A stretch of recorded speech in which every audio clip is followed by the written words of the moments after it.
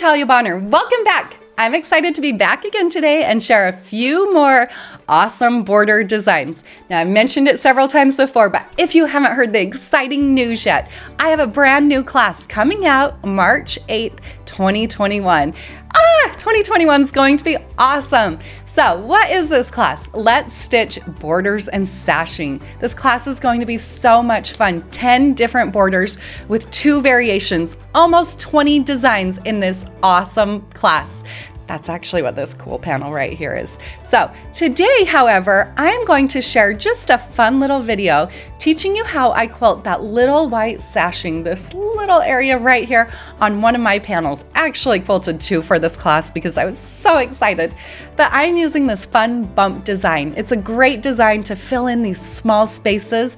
This little border that I'm going to be working on is only about 1 inch. So this is a great way to fill in, to quilt a really cool design. So before we get stitching though, make sure you do hop over to our website, peaceandquilt.com, sign up for this class. You'll be ready to start stitching in March. Alrighty friends, grab your machine quilting rulers and let's get stitching.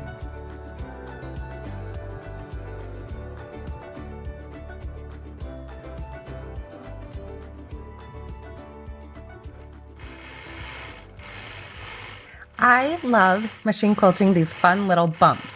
They're a great way to stitch out a design and fill in like a stop border or add a little bit of texture to the outside of a quilt.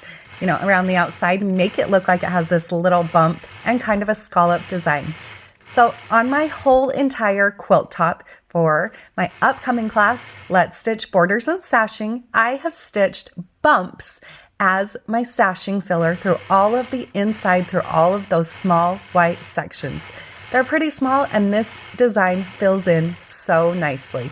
So as you can see, I stitch a straight line up towards the top, create a nice curve around the top, and then stitch down to the bottom, repeating this process until I filled in that space completely. Now, the awesome thing with these bumps is they're so forgiving. So if my spacing is not perfect, if my curves are not perfect, that's okay. Overall, I get a really nice look. This is also a great way to practice just gaining control of your machine, working between straight lines and curves.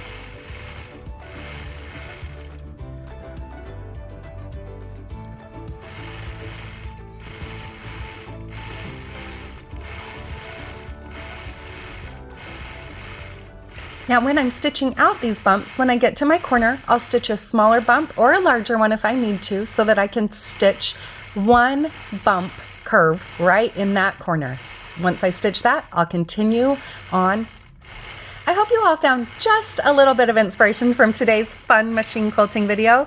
We'd love to have you join us in my upcoming class, Let's Stitch Borders and Sashing. Have a great day, everybody.